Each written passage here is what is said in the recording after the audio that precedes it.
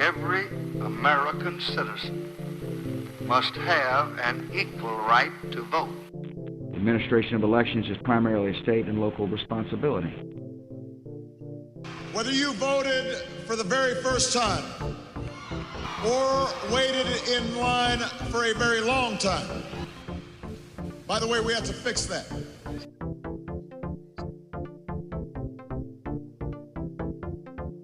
Okay, welcome everybody to another episode of High Turnout, Wide Margins. We're excited to have everybody with us. My name is Eric Fay. I'm Director of Elections in St. Louis County, Missouri, and joining me is my co-host.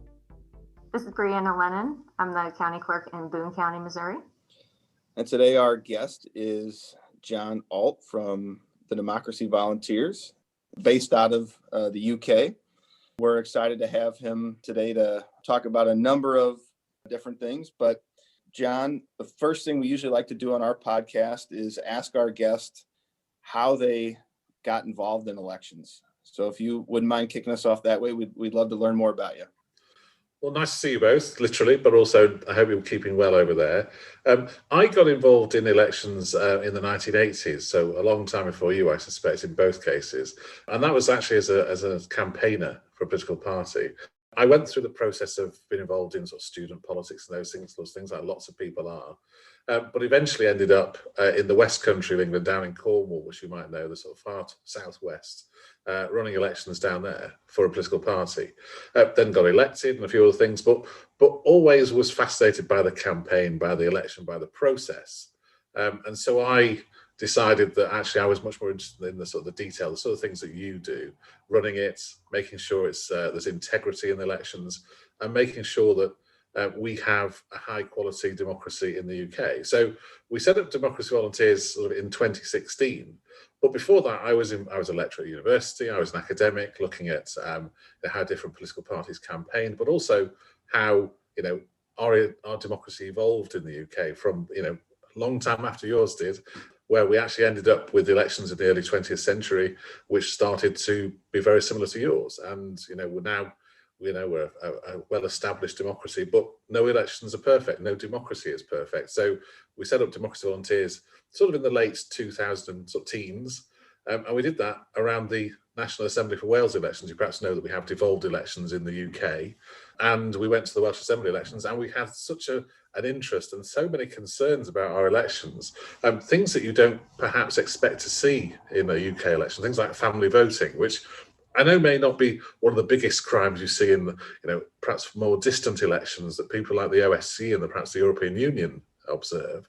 But we observed elections and thought, well, actually, there are some challenges to UK elections, and that's how it became a thing. And that's how I became Democracy Volunteers Director, because essentially we set it up following a lot of my academic career and thinking, well, actually, this is something that needs doing in the UK. So that's how I got to this point, if that answers your question.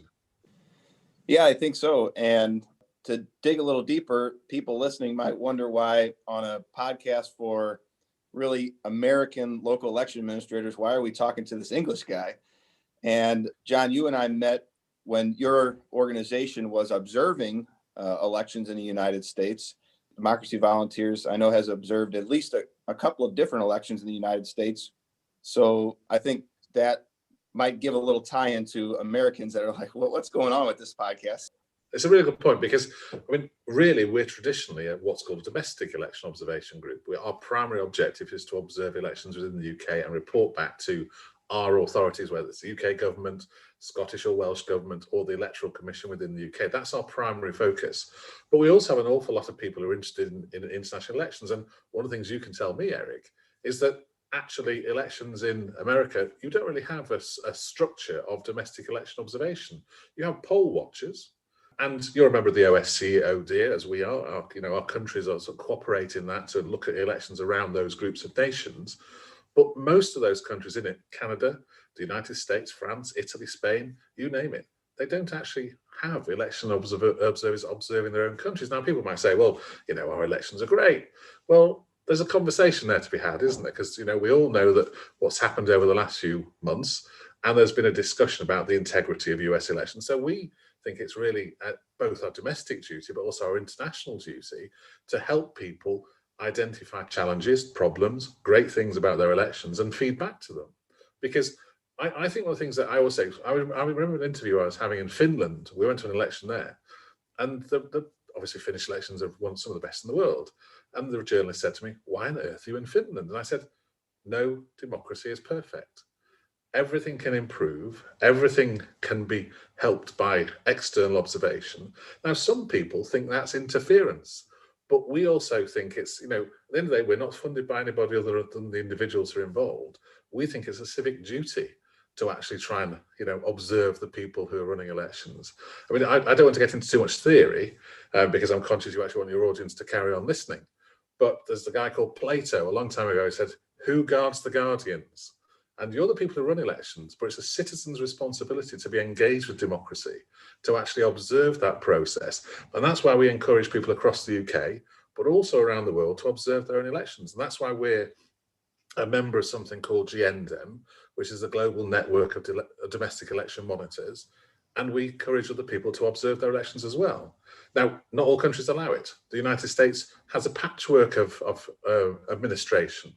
One state you can do it, like California. In your state you can, but in other states you can't. So it's something where we also try to engage, and we also try and get ideas off you. When we come to your elections, we see things that we don't do here, and we try and feed that back to our people to try and improve our elections as well. So I think, especially Western democracies that want democracy to continue functioning in the long term, have to engage with the fact that it can't just be preserved in aspic. Nothing is perfect, nothing is permanent. Democracies change and develop, and we have to sort of understand those changes and work with them. I think that's a really, really good point. And with us being so decentralized, we're all administering elections at the same time. So we can't go to our neighboring counties all the time, or we can't go to neighboring states and even see what's going on. When you are going to other places and observing things, is that normal too? Is there any self-auditing that you've noticed that happens? Absolutely. I'm sure that when your election finished in November, you sat down around a table with your colleagues, said, "Okay, what went well and when didn't go quite so well." And you have a reflection on that process. And I don't know any election administrator who isn't more concerned about how their elections run than anyone external, because they want to get it right. They want everyone to have the right to vote. They want everyone to have the right to vote in secret. That's one of our main, strategies, is that people can access their right to vote, use their right to vote, and have their vote counted. It's a very simple premise. And how you get to that point is, you're right, lots of election observers are actually election administrators from other countries, partly out of interest to see how other people do it. But it's also about how we improve quality. I went to an election in the Netherlands a few years ago. They have a very simple form of election, which using proportional representation, where they have a ballot paper with every single candidate standing in the country on one ballot paper. Now, you have a lot of elections in the United States for lots of different things all at the same time, but I bet you don't have 397 candidates all standing for the same seat. So you have a ballot paper. I know you don't do World Cup soccer over there, but in the UK, we have this wall chart that you have on your wall. You can see Hungary playing Wales and things like that, yes? And you put your scores on, and their ballot paper is enormous. And I said to them, why don't you use the same system as they do in Finland, where you just mark the number of the candidate you want rather than all the candidates on the ballot? It was like a moment where the scales fell from the eyes, and they thought, well, that's a good idea, isn't it? And so even simple administrative things like that, because you're inside the system, it's that candid friend that people need. That sort of, that person, this guy knows what he's talking about. Actually, this is quite useful advice. We can act on this. We can improve the quality of our elections. And, I've not actually been to Missouri yet, Eric, but, in 2 years' time, hopefully we can come for the midterms. We can identify what challenges you have. Now, we spoke to you several times during this election, and you were already reflecting on some of the issues that were happening, and you have incredible security in place. You have chips in ballot boxes to make sure you know where they are. Something that we don't see in the UK, but something that we might recommend in the future. So I think you have one. I think, Brianna, you basically said a really good question, is I think administrators reflect all the time on elections. But the point is, legislation also needs to follow that. And you also need to have the people in charge of elections and legislating for them, understanding that they're a developing process. I really like that perspective and the outlook that we're always looking for improvement it's easy to fall prey, I think, to, well, everything's going okay because the outcome is all right. As long as nothing catastrophic happens, then we must be doing fine. But that's not really the case. We can always be doing better. Well, can I come back on it? Because I think that's spot on as well, is that actually, I think there's a lot of pressure on election administrators. I mean, we saw that externally during the November election, is that actually, I think I would just like to say, I mean, as somebody who observes American elections, I have no dog in the fight, really. I think the time and the energy and the sheer endurance that election administrators show in the United States is phenomenal. I think the work you do is second to none. I've seen around the world that the professionalism, the enthusiasm, the enthusiasm even in difficult times is impressive. And I think the fact that you have some election administrators standing up to challenging behaviour from higher up the system, I think is also indication that actually the structure is sound. And I think it's very difficult in circumstances where there's lots of external pressure to reflect deeply, especially if you've got another election, as you've just been saying to me before we started talking, elections happening in April. It's almost a state of permanent election you're in. And actually, perhaps, that thinking time, which everyone needs as an academic, I think thinking time is one of the things that is really essential. You get to reflect on what you do and try and improve things. But that's actually what observers are also for, is to do the reflecting for you. Because, we know all sorts of systems and all sorts of ideas. I think every state in the United States should really embrace election observation. I think it would really help improve elections, but we are where we are. And, you have quite an interesting patchwork of legislation across the states, which make that at the moment not possible. I think that's a really interesting point, John. I think it's fascinating that, at least in Missouri, and it might be this way in some other states, you as a citizen of the United Kingdom can come to Missouri and have a right under our state election law to go into a polling station and observe the vote. But unless domestically here you are an observer or a poll challenger appointed by a political party, you have no right as a citizen of Missouri to go into a polling place and see anything. But that goes back to one of your first points, that there is really not a culture of domestic citizen election observation in the United States. I just think that's fascinating. We are pretty much the only, there's one in Austria, but we're literally the only one in Western Europe who do this. Because there's, to go into some more theory, there was something called the Copenhagen Agreement, which was written in 1990, which the US, the UK, all the countries of NATO and all the former Warsaw Pact countries all signed to say that they would allow domestic election and international election observation. Now, some people have done that, but some people haven't done that. And the problem is the OSCE, which is the body which is technically responsible for observing US elections, especially in 2020, can't send enormous amounts of people. They might send 2 people to Missouri. Well, it's a pretty big place, isn't it? It's not something that 2 people can get much of a handle on. So actually, you'd need thousands of on-the-ground observers if you were to do the job that they try and do in the Ukraines and the Kazakhstans and the Russias when they have elections. And no one's saying elections in the US are anything like those. But the whole purpose of elections is they have to improve. They can't just stand still. And actually just looking for things like family voting. I would say 1 in 3 polling stations I see family voting, and even in the UK. I see 1 in 100. Now, I know your ballot boxes are different from ours, but about 1 in 100 ballot boxes in the UK were unsealed at the last general election. I was in a polling station in Belgium a few years ago during the European elections for the European Parliament, and I was with one of the heads of the Electoral Commission from South Africa, and every single ballot box in this polling station was unsealed in Belgium. And I said to him, what would people say if I went to a South African polling station, every ballot box was unsealed? They said, well, you'd say it was corrupt, wouldn't you? And I said, and that's the problem. We, and you as the United States, are often very keen to export democracy. And I think we have to be conscious that when we export it, we need to export high quality democracy and also do what we say at home as well.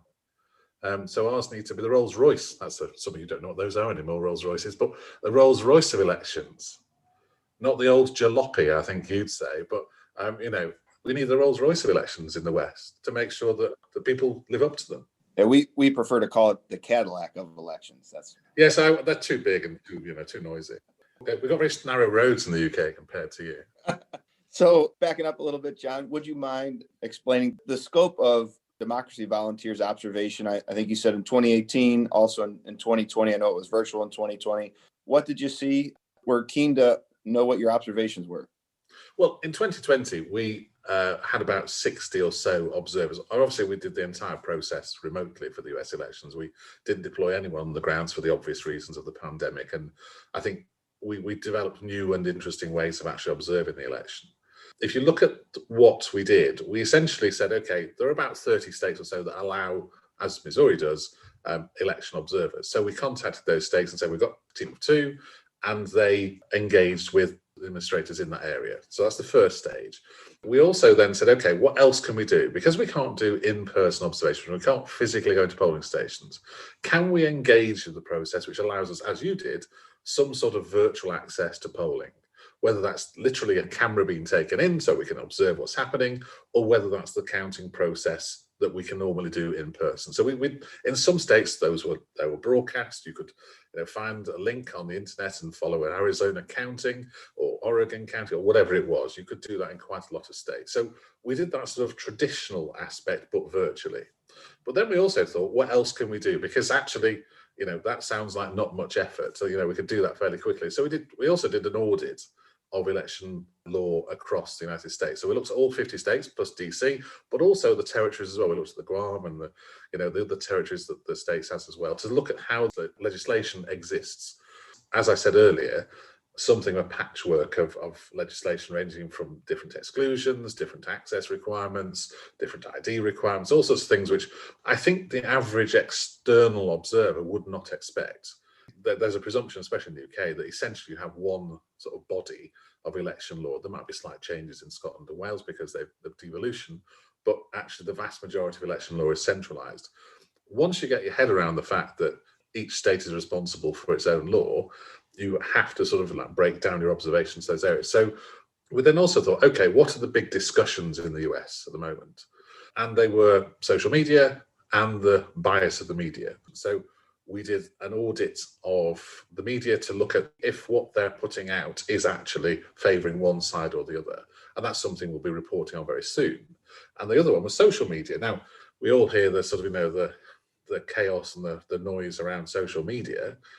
We looked at certain things that people were talking about. Now, we know that there was a debate and discussion about the legitimacy of mail-in ballots in the US before the election. So we looked at the negative and positive aspects of that and whether people thought it was biased, bad, good, or whatever.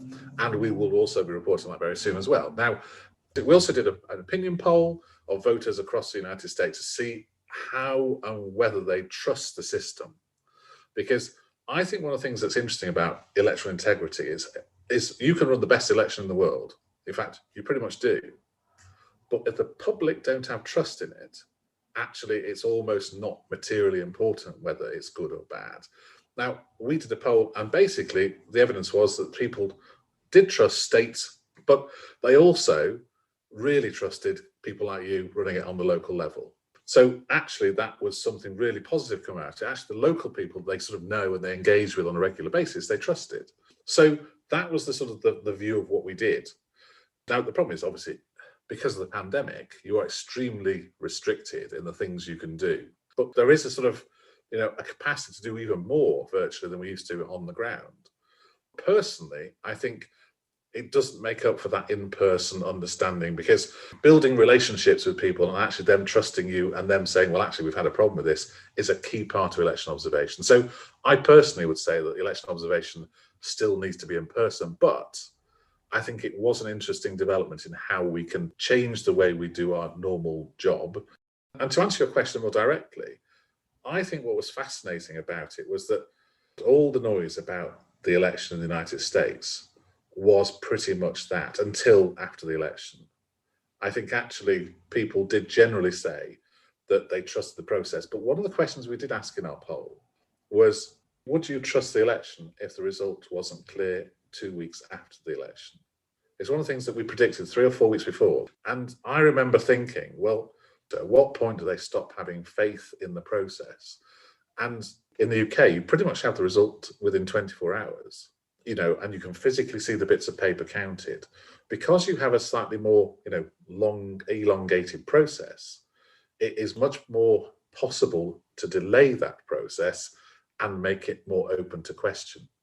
One of the things that we actually thought was interesting, we did see, watching the Arizona counting and things like that, you can see the members of parties observing what's going on, and they're called observers, but of course they're not observers.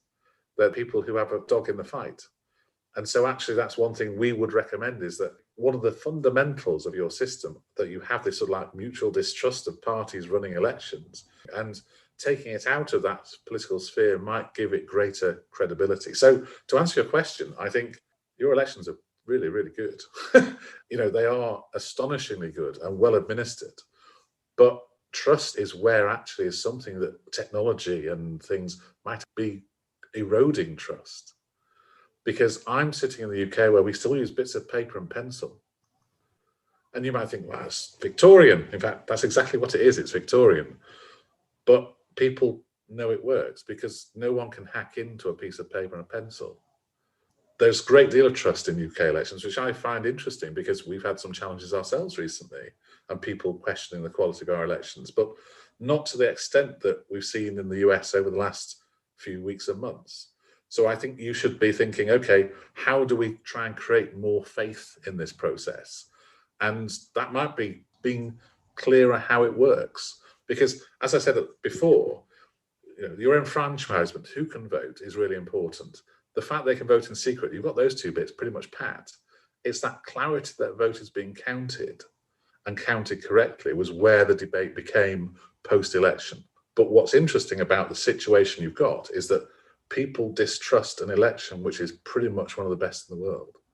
That is quite a difficult position to work out of, because you've got to try and analyse, how do we improve this? Where people think, this works, we have faith in it, I don't care if it takes a month until they're finished counting, I know it's right. You mentioned that paper ballots are the standard there, but earlier you also said some of the ballot boxes are unsealed. That's always the pushback that I see when people start talking about technology and they go, hey, we've been throwing ballot boxes in the river for years. There are still things that can go wrong, but it's almost like that's a risk that people are willing to take at this point because they don't know what's going on with the technology. I think the problem is that trust factor. Now, I went to one of the last elections we went to was the Irish general election in February 2020. And they use a single transferable vote system, which I'm sure your listeners and you both know is not the simplest thing to count. And they do it all on paper, and it's possibly one of the most amazing bits of paper counting I've ever seen in my life. It must take a PhD in just maths to be able to understand it. But it's because there's a population of about 3 million voters in Ireland, and it's not as big a job. Basically, I mean, that's, what's the population of Missouri? I bet you're not far off being an island. So, I think it's one of the things you have to bear in mind. It's just because things are done at a much more local level. What's the population of St. Louis County? It's over 1 million, isn't it, Eric? That's the population of Northern Ireland. And you've got, I don't know how many members of staff you have, but there are probably hundreds of members of staff in Northern Ireland conducting elections in some form or another. So things are much more localised in the UK. It's that broken down to very small levels.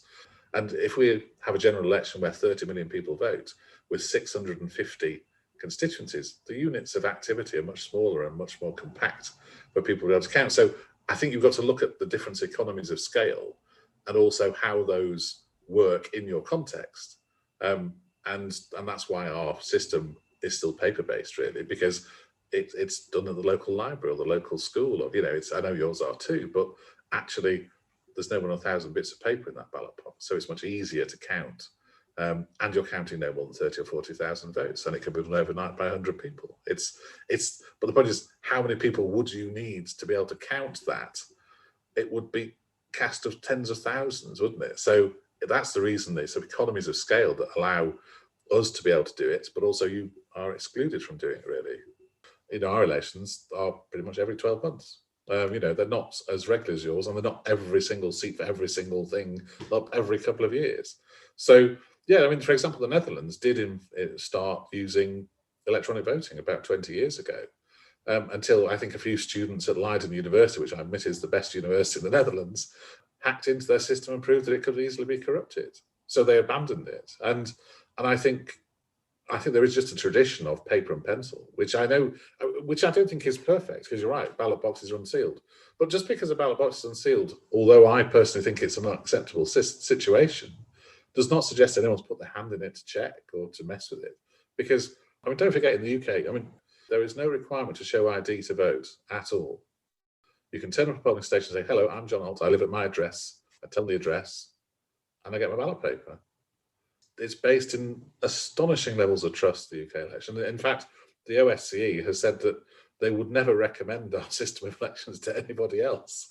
But it seems to work because people trust it. Technology is very important in elections, especially things like, voter registration and keeping your electoral roll up to date. I think it's essential these days. But actually, when it comes down to the actual act of voting, bits of paper in those cases do, allow people to see the evidence of what's happened. That actually makes people distrust elections, because it's, the internet is a place where lots of people come up with ideas, isn't it? But that's where, I think there is a discussion to be had. Now, I think you use technology amazingly. Some of the things, I remember Eric showing me on election day, this map of where all these ballot boxes were with little dot on the map. And I was thinking, wow, if we had that. I've sat at counts before now in the UK at 10 o'clock at night, waiting for the votes to arrive, wondering where someone had gone at, midnight, because one ballot box hadn't arrived. And someone had gone home for his dinner. He'd forgotten to bring it, and it was left in the back of the car. Now, it came and everyone trusted it, but that's not perfect. And that's the problem with people, is they're not infallible. And no election is infallible. But I think technology is one of the things that I think some people, especially, let's be honest, people getting old like me, have less trust in. Younger people, understand it better. So I think that's one of the distancing factors in elections, is that people, they become more remote from the average person's understanding. And that's something that's, I don't necessarily even have an opinion. I just think it's something that needs discussions. I assume at some point, and to be honest, I apologize, I don't know this, you may have already issued some kind of report about your observation. If it hasn't already come out, when do you expect it to come out, and where can people find it? I've got to be diplomatic now.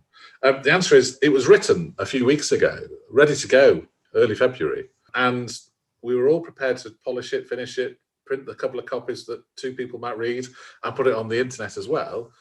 But for the first time ever, we've had to write a section on election-related violence, which we didn't expect to have to do. And so we've had to rewrite certain aspects of it so that we can reflect the ongoing situation up until the inauguration. Because one of the reasons we didn't release it was the election isn't really finished until the Electoral College has been approved and the Senate and the House of Representatives have agreed it and so on. So the election's not really finished, is it, until very close to the inauguration. So we were never going to do it before that.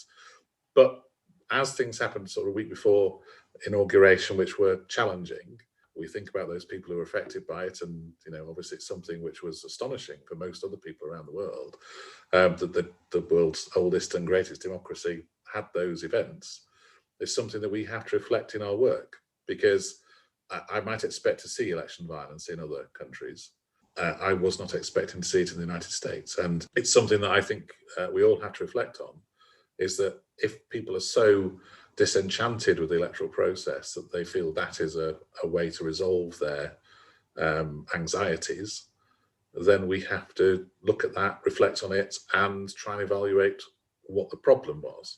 Now, that means that we put our date back for release by about a month. So it'll be about 4 or 5 weeks from now we'll release it. And hopefully it will be useful to legislators and administrators like yourselves, but also just for a wider public to know that actually independent election observation really is an integral part of the process, that people can have faith in elections because people are watching the process and doing it from a position which is unbiased. I'm very proud to be a non-partisan election observer, because I think it's an essential part of our civic societies that people do engage in democracy and don't just think it's something they do every now and again. Actually, I think democracy is hard work. You've got to fight for it, not in the way that other people have said so. You've got to actually stand up and be involved, whether that's voting, observing, helping on polling day, taking your grandmother to the polling station in the car. That's what democracy requires. And we've got to be proud of that and understand that our report, although a small part of that, hopefully helps people like you to think, okay, we might do that next time. We don't expect revolution, but we can hope for evolution, and hopefully administrators improve things based on what we recommend. So yeah, in the next few weeks, you'll get our report, and we'll be sending you a personal copy, Eric, as someone who very kindly let us into polling stations virtually. And we will hopefully have an impact. And that's what we do. And we do it all for free. Even more surprisingly, we do this as a civic duty, which I think is proof that we aren't paid for or bought by anybody. We do it because this is what we believe. Do you want to mention what's next on the docket for Democracy Volunteers? So what's upcoming? I wouldn't say that's $1 million question because we don't have a budget that large, but we have elections in the UK. Well, in Great Britain, there are no elections in Northern Ireland this year, but we have parliamentary elections to the Scottish and Welsh Parliaments on May the 6th, planned to be on May the 6th, and they'll be voting by the additional member system, so very interesting for the external people to see that voting process. In England, we have local elections in the main metropolises, so London has a mayoral election, Manchester, Liverpool have mayoral elections, but also other council elections as well. So that's on May the 6th, and we expect that to go ahead based on the present situation with the pandemic. And then hopefully later in the year, when we're allowed to get on aeroplanes again and things like that, we might be able to go to some elections around Europe. We were hoping to go to the Netherlands in March, but that seems very improbable at the moment. There will be elections around in Finland in April, and there will be elections in Norway and Germany in September. So we'd hope to be able to go to some of those if the world gets back to a sense of some normality by then. But, hopefully we should just keep praying for that, because I think we all want to get some normality again before too long. Well, thank you for joining us for another episode of High Turnout, Wide Margins. Thank you especially to John Ault, our guest today, and join us next time for our next awesome episode of High Turnout, Wide Margins. Cheerio.